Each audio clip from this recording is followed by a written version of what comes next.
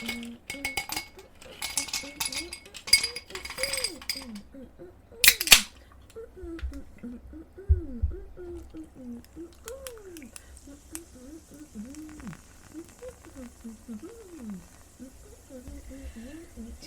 Cheers.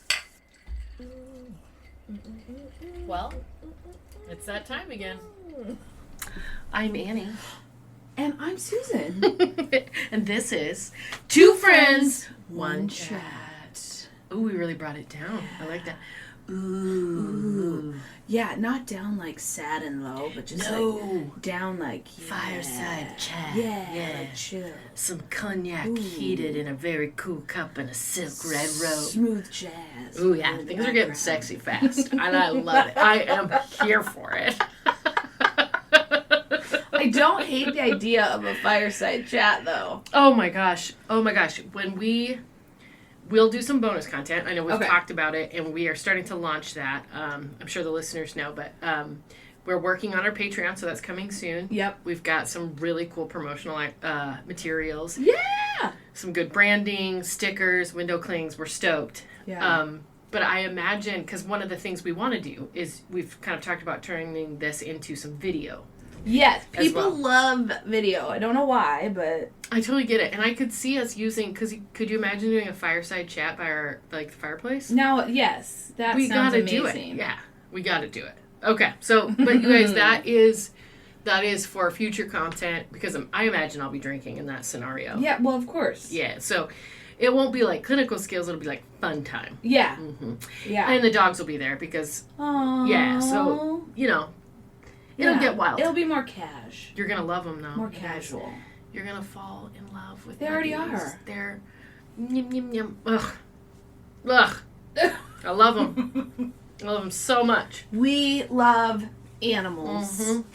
And we love you. Mm-hmm. And I'm so grateful you're here. Yeah. Glad you're back. Glad you're Yes. back for another round. Mm-hmm. Another round? Yeah. Why? A circle? That brings me to thinking. Oh, did you see what I did there? Look at you. I'm pretty proud of that. Look at you. Mm-hmm. That's normally my job. Mm-hmm. But I did it. To walk us into the topic. And look at you just prancing your way in. Do you know what prancer size is? Were you sashaying? I wish. I'm not cool enough. I know what I was probably sizing is. prancer sizing. Okay. I think what happened was I was thinking it was a sachet, but it really looked more like a prancer size. Okay. Because I have many gifts. But not the dance. Not the dance. Not the gift of the dance. So many gifts. I'm creative. I'm funny. Not the dance. Not dancing. Poor Annie. Nope. When I was being constructed, they were like, should we pour in some dancing? No. And they were like, we're out. So. There's a little bit left in the bowl. Like they're hitting the bottom of the can. Yeah, like, nothing's coming out. Nothing. Oh, did we order more? Didn't. This one's just going to have to not have the dance. It's on back order, so. Yeah. It's a short supply. Yeah. I love it so much. I love it so much. Oh, speaking of circle. Yes. Speaking of circle, today we are going to talk about, I think, what is technically called the ring theory. Okay. I call it the dump circle. I love that. Just because that feels better for me. It's not about pooping. Interesting. Okay. Yeah. Okay. Love that. And it's not even really about rings that you would wear. Okay. Not about rings that you would hear, like from a bell. Okay. No.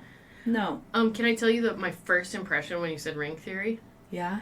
The ultimate thing that shaped my young adult childhood in moviedom. Lord of the Rings? No, The Ring. Oh, The Ring. Oh, scary. I didn't sleep for 3 nights, full on.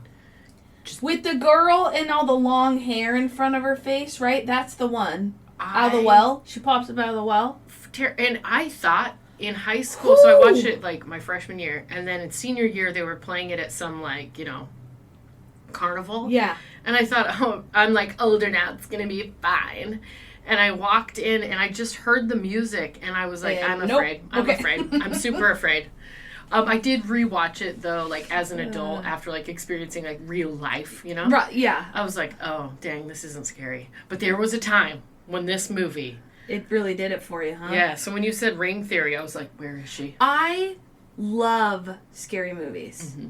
And they scare me, for sure. In the moment, I definitely am, like, very reactive to that sort of stuff. But I stinking love it.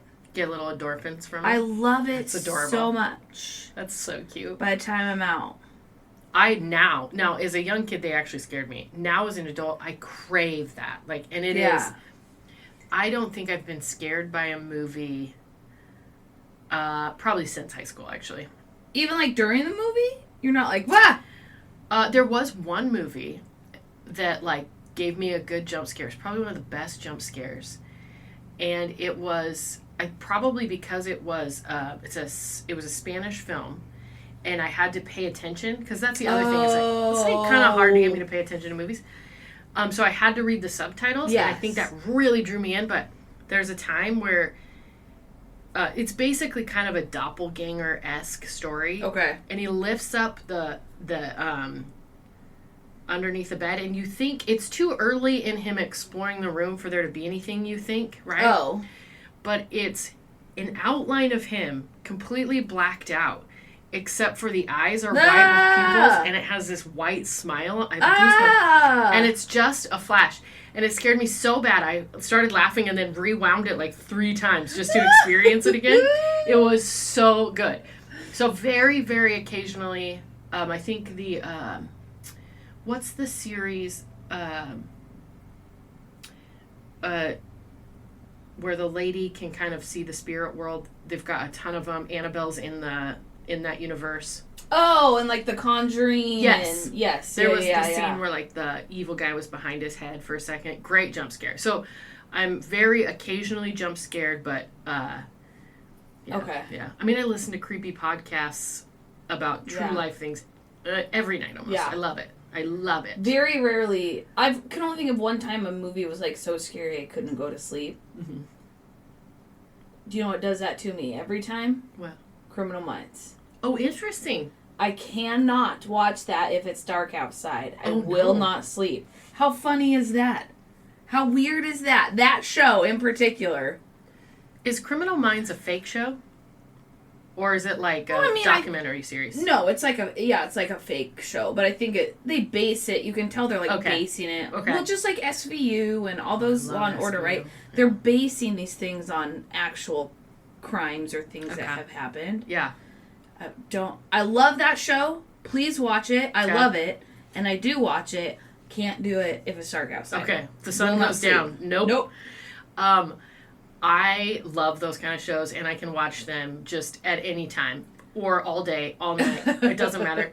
And I want to throw a plug out. If you listen, and it would be so cool if we had listeners that also listen to these podcasts and or the podcasters listen. They're 2 like creepy podcasts. Yeah. I listen to the new one every time. 3 actually.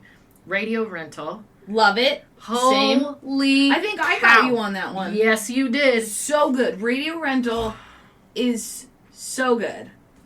As someone who's forensically trained to hear details and decipher whether a person is telling the truth or not. Yeah. That show is great because these are first, like, people are telling what happened to them. The people that it actually happened to. Yes. They're just telling their weird, scary, crazy experience. It's so good. Yeah.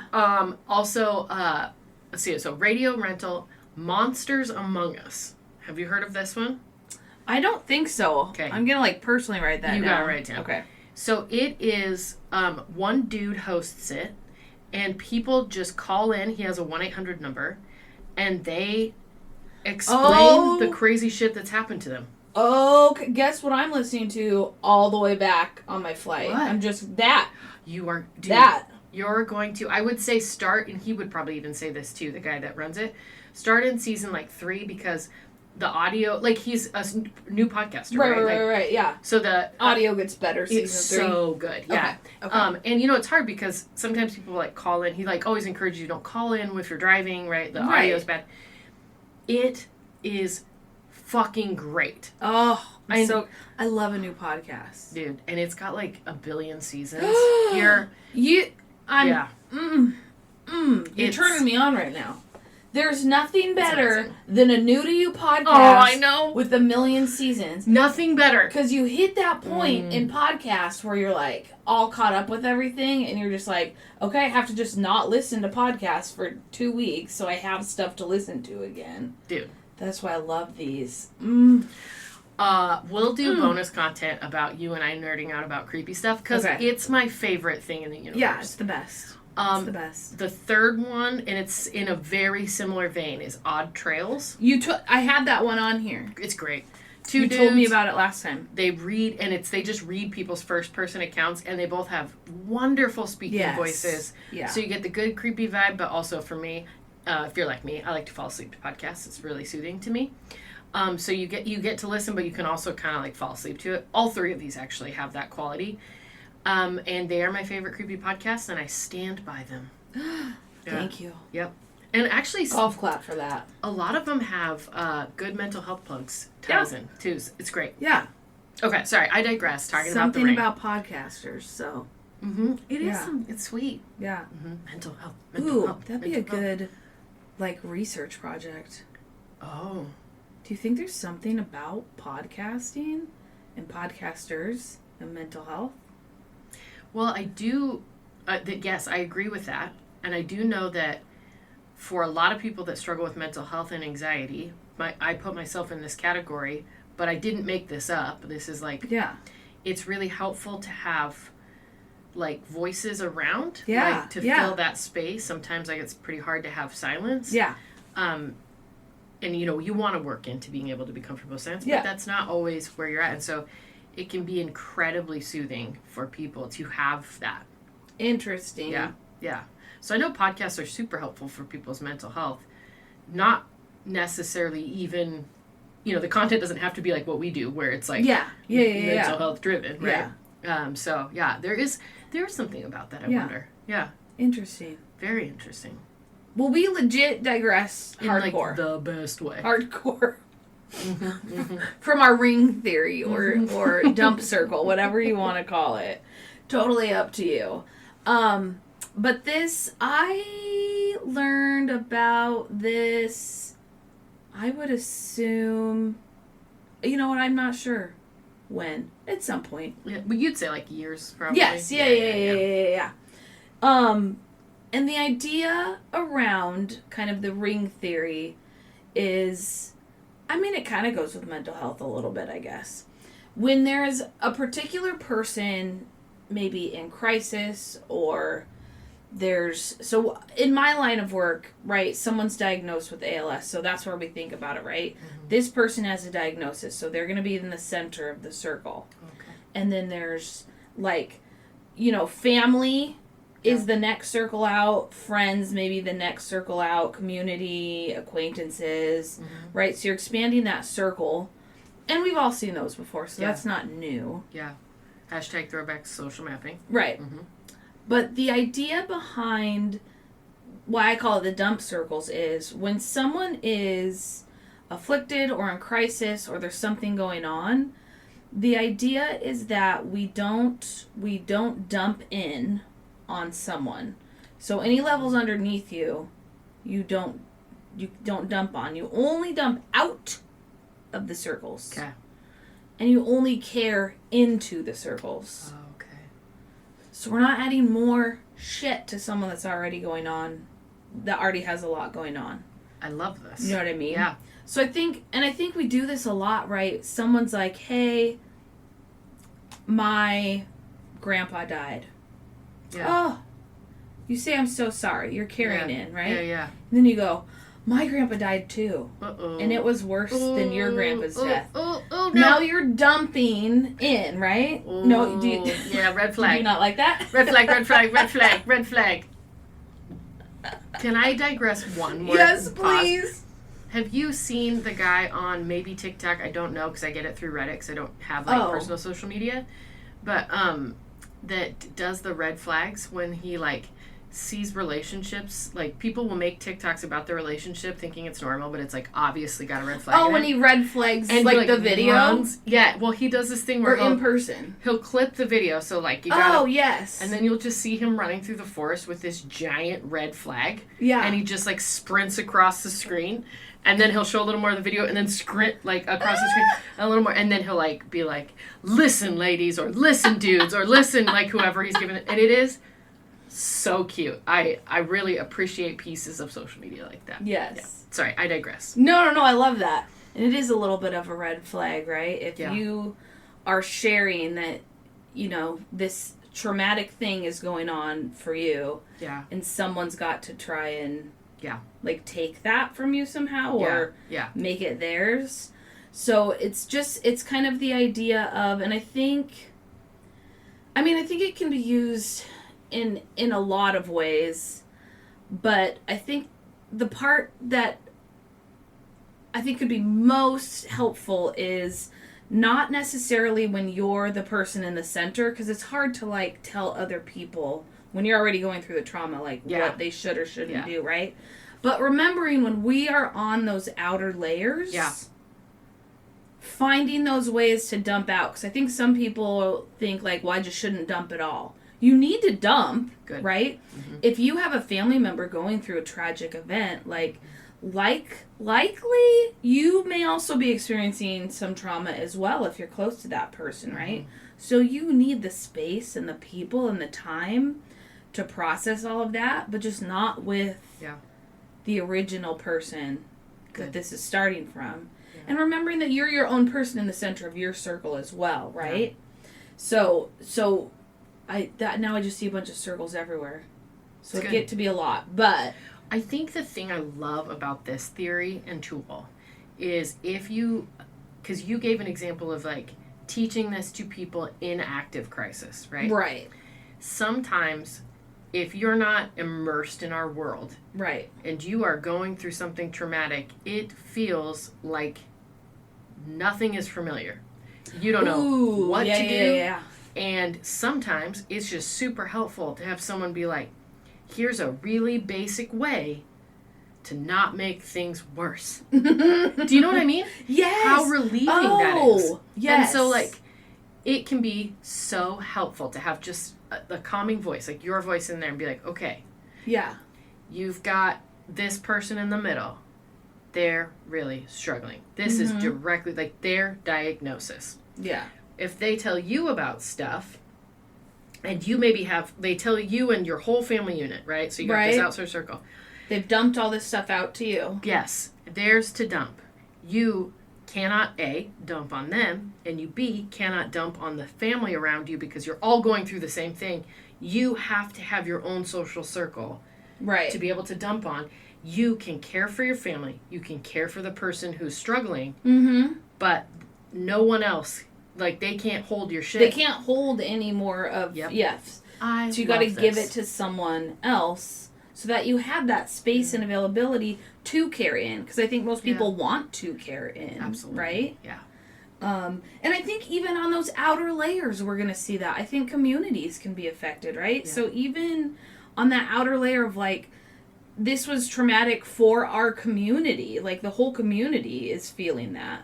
But again, you don't dump in, right? Then you call your friend that lives in a different community, in a different state. You call your sister or your family member that lives somewhere else, or you go talk to your senators or whatever, right? Outside of this circle to dump all that shit on. I also think, great plug here for stuff therapy. On, sorry. Not shit. Oh, perfect for therapy. Because guess what? You can always dump on your therapist. That's our fucking job, you guys. That's the job. I literally just told this to someone the other day. I love this. I'm like, a therapist, our job, and I think sometimes people think our job is to, like, fix them, right? Or solve their problems. We are just there to be a safe space for you to dump. And then eventually you figure your own stuff out. That's what happens, really. Yep. We give you the space and the time. Maybe some suggestions. Maybe some tools, like options. We give you options. Yeah. Bam, bam, bam, bam, bam. Love it. Yep. And then you actually do the work. I I think that we undervalue the need to dump. To just dump, yes. Because I think we think dumping is like garbage and it's bad. No. It's not. It's actually a natural part of experiencing things. It's just like peeing and pooping, right? Everybody does it. We all do it. It's natural. It needs to be done. It absolutely needs to be done. If you held your pee and your poop in forever because you didn't want to let it, let it go, you would. You would make yourself so sick, right? So it's the same with your emotions. They need to go somewhere. So I want to honor that, and that's why it can be difficult sometimes, right? Because if your mom is the person that you always dump everything on, right? And then they end up in crisis, or with a diagnosis, or whatever it is, right? And they just need to be cared for now.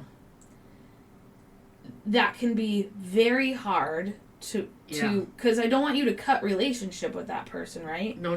But you just have to be more gentle. Yeah. Because they've got stuff going on, right? Yeah. So they can't hold all of your emotional dumps anymore. So you've got to find and work on finding new people to do that too, so you can care in. You know, this is really striking me as an argument against codependence, right? Because just like our hashtag throwback to social mapping, you as a human, one person cannot be your entire existence. Yeah. Oh. Because, yes, like, diversify your investments, people. Yeah. That sounds really dark, but it's true. Because, like, what happens when that person needs you to be the caring factor? Right. You exist. You still need, like, places to go and dump. And, like, it's why not a relationship is so important, but relationships. And a good marker for those measures we talk about, if you're in a relationship with someone and they are diverting you away from all your other relationships, flag that. Red flag. Run through with that red flag. Yeah, just...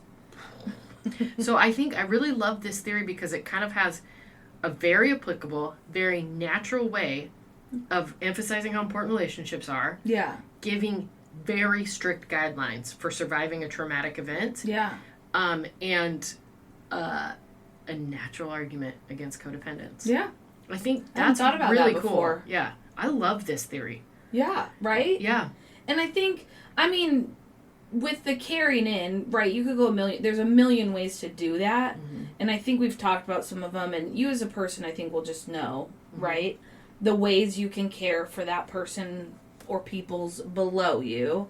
That's why we bring meals, right? That's why we send cards. That's all of those things. And sometimes carrying in is being the person that gets dumped on, right? Yep. That is caring by being that person that can take the dump. So, it just sounds so weird. But or like sit with people in that hard, right, terrible, exactly. And like that's gonna affect you. Yeah, that's great. Like let it affect you. Find other ways to process that. Right, and then you take that away and go process it. Because then you can else. continue to be that caring factor for that person. Yeah, it's a huge deal.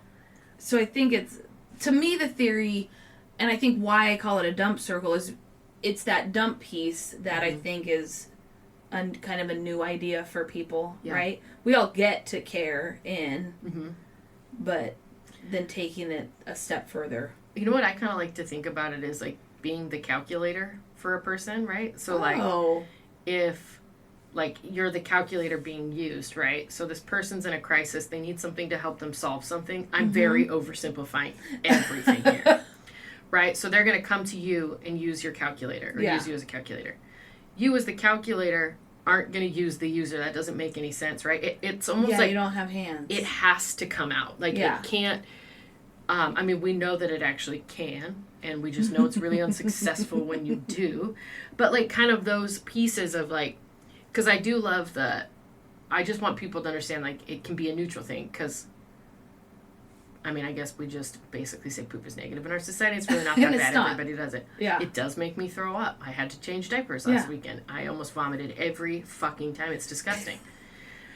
Poop's not pretty, but it's natural. It is totally natural. And a part of your body getting rid of the yuck. Yeah. So I just love that. Like, it has to happen in an outward, like, motion. Yes. Yeah. Yes. Yeah. So remembering that while you're doing the caring, dumping is going to be a natural part of that process. Mm-hmm. You just need to do it in the right spaces and with the right people.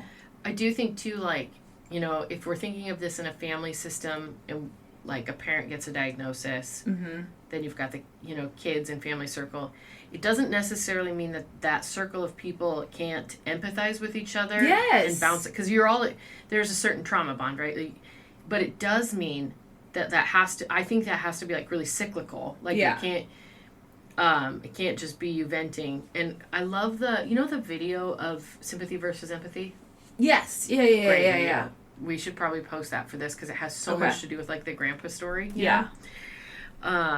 Well, and we'll find it. Hopefully it's still on YouTube. If not... With the little... Is it like a bear and a rabbit, right? Is that the one you're thinking of?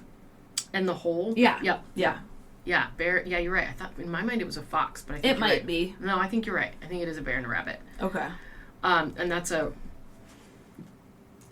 very helpful tool in understanding why this doesn't work. You can't dump upwards. Right. They can't hold it. Yeah. Yeah. And I think within a circle, dumping on each other will happen, but just knowing that that's still within our circle, so we still got to find ways to get it out. Good for you. But I think, like you're talking, like, if it's a parent, right, all the siblings are gonna dump on each other. Yeah. You just have to within that. Mm-hmm. But making sure that doesn't bleed back into your mom or dad or parent figure, right? Okay. And that you've dumped on each other, but all that dump is still in your circle. So now go find ways to get it out. Whatever you are left with, find a way to go take that out of the circle. Good. That's great. And a great plug for therapists. I can't even, because literally, that is, like, what we are paid to do. That's what we do. Mm-hmm. And we're, like, happy to do it. Yeah. Yeah. Because I think that's what I was telling a client I was working with, is like, that's my job for you guys, to be here, to be that person you dump to say how awful this diagnosis is, you're scared, all that, right? Dump. I don't just hold that forever, right? Mm-hmm. I'm a person too, so I go find appropriate ways and people to dump out, right? Mm-hmm. I'm dumping out. I don't come back to you and say, God, that was a really hard visit that we had. Yeah. You're really, like, struggling, man. And I'm sad. You don't list all the things you had to do to get rid of how bad it was. No, right? Yeah. I take that and I dump it somewhere else. Yep. Sometimes, that's with other people, or maybe it's certain activities I'm doing to get rid of it. Mm-hmm. But, like, we as therapists do that too. Like, it's normal part of what our job is. Right, to know that we need, and I think just we naturally do it, and the thought of, like, everyone being able to do that on a level, I think will help. I love that.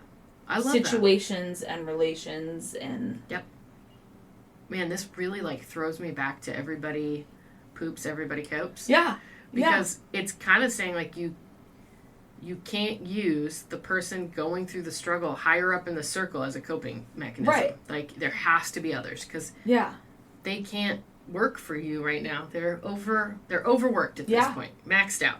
They are maxed out with the thing that's going on. Yeah. And I think it's difficult because they may still want to be that person for you. Absolutely. But they're not, because they're maxed out, they're probably not even going to be able to set those boundaries. With, like, I can't take your stuff right now.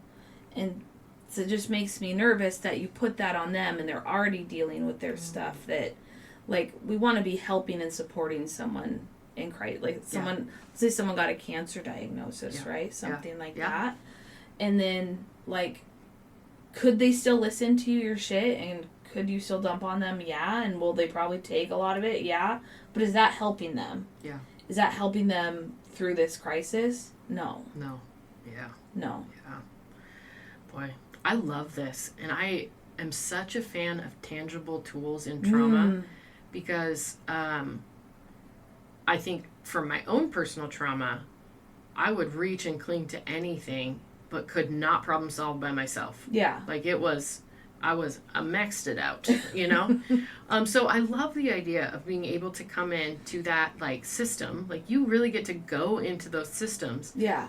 And give these beautiful tools and just, like, I mean, I think they could really change and almost even lead to healing a family dynamic if people take it to heart. Like, that's huge. I think it could, at the very least, decrease the chance of family tearing apart. You know what I mean? I don't know that it would heal past family traumas, but I think using this kind of idea would definitely help not create more. It's great. Right? I'll take it. A win's a win. And I think we always have to remember, especially with traumas and crisis, we don't get to define what that is for someone else, which could be difficult, right? If someone's in crisis and we're thinking that is not a crisis. Yeah. It's not helpful. But it might be for them. Yeah. Right?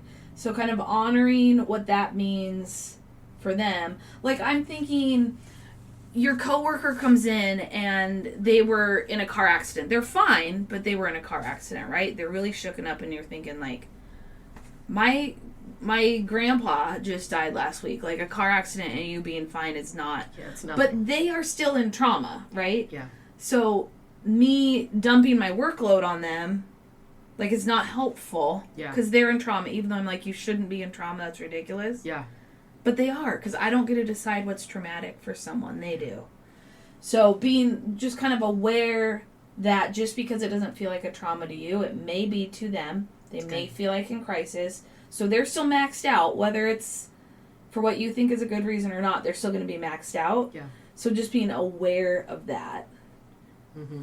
And I mean, you know, there's some people that are constantly in crisis, right? So I think then you have to step back and look at, do I want to be in this person's circles, I think right? that's a great point. Yep. And that's an option too, is just to not be in any of their rings. I feel like knowing old Susan too, I think you were, like, constantly absorbing that for other people. Yeah.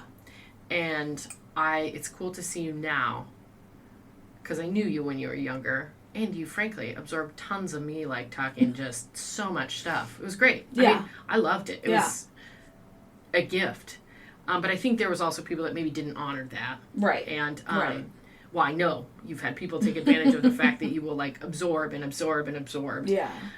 So it's neat to see, like, because I think that's a natural gift too. Like, your greatest strength can also be your greatest weakness, of course, right? Like, of course. So it's cool to see you, like, be able to draw boundaries and now be able to use your greatest strength in your job. Which, like, I mean, that's huge. You really absorb a lot for people. Yeah. And, like, I mean, you were just telling me a story on just picking you up from the airport.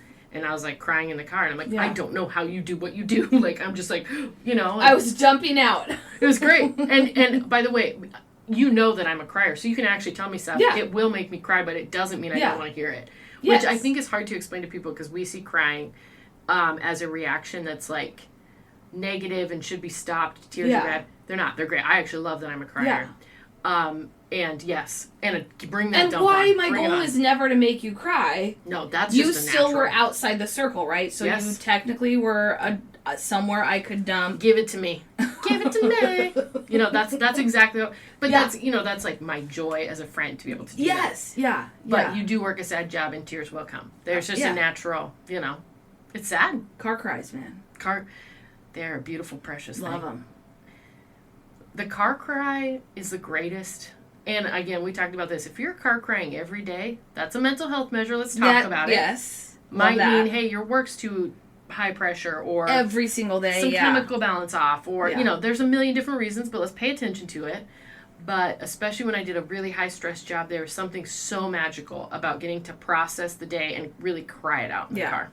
Get myself back to baseline. And that's what I was just gonna say. I mean, that hashtag throws back to our last kind of episode where we talked about halting. Well, we've talked about it for a couple episodes, right? Yeah. That's great. That crying is your way of regulating yourself. Yes. Right? Probably from that anger, which is technically fear, but right? You need to cry to kind of get that just get it out. Mm-hmm. so that you are back to baseline when you're heading home or heading to your next thing or whatever it is. Yeah. And crying releases happy chemicals. Oh, like it is an endorphin. It is a full release. Yeah. So like I think I don't know about you, but I grew up with the phrase "quit your crying or I'll give you something to cry about." Oh yeah. Which turns out it's not healthy. I don't know if any listeners need to hear that, but it's not. But it turns out crying, like it. I used to think it was like the worst thing about me because I cannot control it. Right? Yeah. It is a. You are a crier. Totally. Yeah. I love it. Yeah. I love it because I feel great afterwards. Yeah. Like, now that I realized I shouldn't be ashamed of it, once I dropped the shame piece, I'm like, this is great. You gotta dump it out. Release, like, it's just awesome. So, that's one of my ways I think I dump outwards. It's like, I just cry. Crying. Yeah. Love it. Love it. It's beautiful. Because as long as you're not doing it in front of the person higher in the circle, right? Sure. Yeah. Sure. And I will say. Car next to me. Being like, so I'm sorry you're crying. Yeah. Right? Yeah. Perfect. You're on the outer circle, so you can take my tears. Oh. Take it. I will say I've had to tell people before. Yeah. Because I can't control it. So if I'm sitting with someone in trauma, like you'll just let them know. I told them. Yeah. This is not a reflection of anything you need to. I just did this with my friend who lost a really good friend of ours we lost this year, and her life partner. Yeah. And he was the bomb. Like, and it was sudden. He was young. Yeah. It sucked. And so we were sitting with her. This is like the night before his memorial. We were just staying with her at her house. And she would talk about him, and it would just make me cry. And I'll probably cry now just kind of thinking about it. But I was like, just so you know, this is actually my body's response. Yeah. You don't need to worry about stopping this. This is just who I am. Yep. But I still am here for all of this. Totally. Yes. And she actually did great. She's not a real crier, so I think it's a little bit shocking to her. But it was wonderful. It allowed, like, lots of space for us to just sit together and, like, I mean, he was so loved. Yeah. Like, just massively loved. But also, like, you know, could have used 40 more years with him. You know what I'm saying? Like, yeah. But I do have to give that little, like, almost like a caveat. Good for you, though. Yeah. Because you know yourself well enough to know that what physically is happening out here might look and feel off to the person. So just sharing it. I am okay. I'm totally fine. This is a normal response for me. Please keep going. I am a crier, and I love that. I love hearing how much you loved him. I love that. You know, like, just explaining, like, these tears shouldn't make you have to do work. Right. Exactly. These tears they're just me. Yep. Yeah. Yeah. And the people that know me, really truly know me, know that that's true. It's just who I am. Like, but I still want to care up, and my face is crying. In my face. Yeah, so it's kind of which you did. You were crying, and I still finished my story. So. Exactly, and it's sweet, and I want to hear it. You know, and you know that. Like, but also, I care up and cry at the same time. I love that. Yeah, it's very. I also couldn't work in death and dying because I know that if you didn't know me, that wouldn't be appropriate. Right. So you couldn't meet new people and do that. Right. Exactly. Which you have to in this job. 100% do. Right. So like that, I think that kind of rules me out of working with death and dying patients. Okay. Because that's all right. I think I would just cause more harm. It's okay. So I'll be sitting with families just crying. I'll take them. Trying to tell them things and not being able to even like speak. I'd be like, I don't think our social worker knows much. Can we get a new one? Yeah, pass. Ooh, pass. No. But I do great in other situations. Yes, you do. You rock it. Know your strengths. Know your strengths. You got to.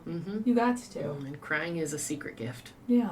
So if you're a crier like me, high five. High five.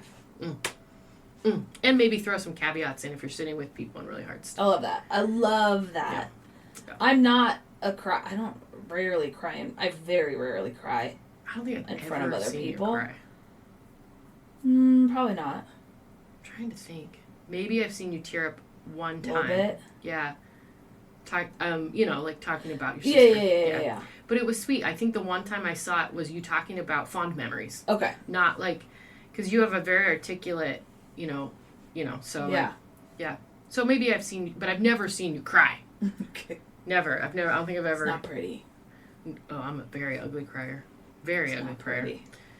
For those of you that are cute criers, God bless you. Oh. God bless you. Luckies. Or pretty runners. Lucky. Oh. Ugh. Man, pretty runners are something to look at. That's a goddamn gift. Yeah. Is what it is. Yeah.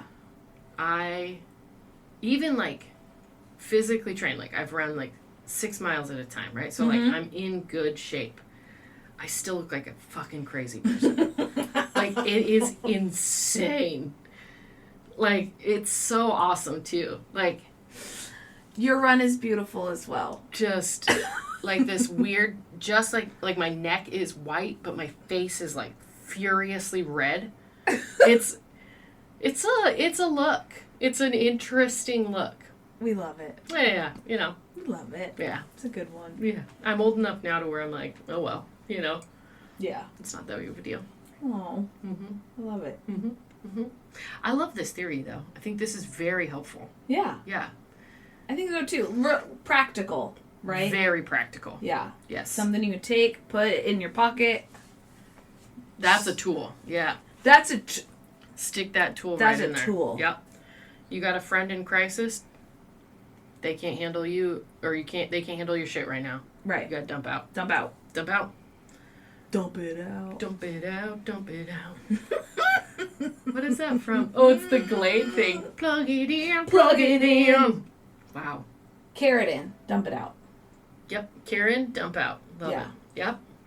And what a beautiful way to like embrace the truth of humanity. Like, because humanity is all about relationship. Yes. So just carry that little badge with you that you did good today. Aww. You know, like, and like objective good, you brought someone closer into human relationship by dumping out and carrying up. Yes. Yes. Or carrying in, sorry. Yeah, I love that. And dumping out, I think we can, on its own, sort of be a little gift to the person, right? Because you're letting someone else be there for you. Oh, I love that. Right? Yes. That means a lot. Yeah, it really does. Like for some of us, like let other people in. Wow. Beautiful. Just spreading the love. Humanity and relationship are a beautiful gift. Like probably the coolest thing you can do for somebody. Yeah. And they can do for you too. Yes. Yeah. I'm here for it. I love this theory, and I think this was a very fun episode. Oh. Yeah, 10 of 10. Yay! Yep. 10 out of 10? Yeah. Did you know we're at 41 minutes already? This is crazy.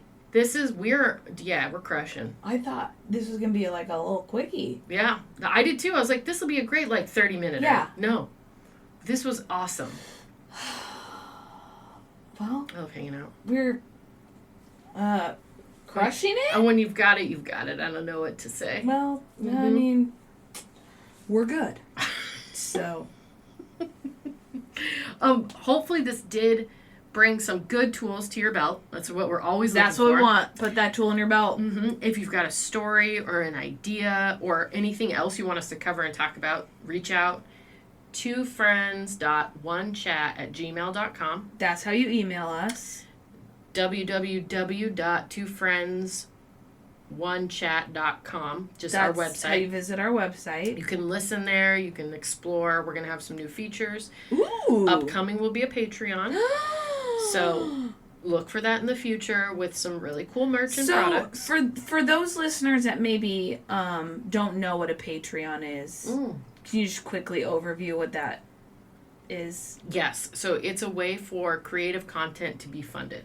Okay. So if you like the podcast, and if you can, we'll have incentives like ad-free content. We're going to start making some bonus content. The bonus content is going to be a little less skills-based. Yeah. And more just us goofing off. Yeah. Sometimes we can't help but more the do two-friend piece. Yeah. Yeah, a little more of the two-friend piece. Like fireside chat, stuff like that. Yeah. And then, of course, we're going to have some promotional products, some fun stickers to help spread those skills around. Yay! So it'll be really fun. So that is a way we really want to grow the podcast. We obviously do this on a free basis. So just like a way to help kind of support. Yes. the creation of this. Correct. Okay. Yep. I love that. Yeah. Financially. Yes. Yeah. Exactly.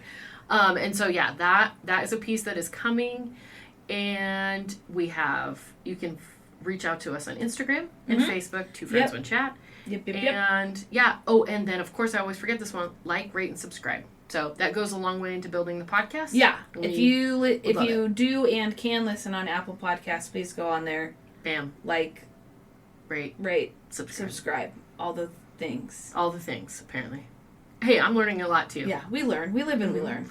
Mm-hmm. I'm not a natural social media understander, so this is actually a really good experience. Like, for all the listeners, Susan, really, you have been able to really capture and do a great job on the social media end of it. I'm trying, and I'm learning. I'm learning and growing. Hashtag crushing I think I've learned how to put a link in my post now, so like if you hit the link, it takes you to a thing. I thought I had it figured out, and then it didn't work one time, so I'm working on it. Well, we are so happy I'm trying to share my hardest. With you. And if you have any ideas, feedback, thoughts, please. topics you want us to cover, that's another one. Like, if you need like a tool explained, maybe in a funnier way, we've got you. Yeah. Yeah. We got this. You got this. Yeah. You have this. Yes. And I'm so grateful you spent time with us. We will see you in 2 weeks. Okay. Or hear you. Yeah. Well, we won't even hear them, though. That's true. You'll hear us. You'll hear us in 2 weeks. All right. Bye.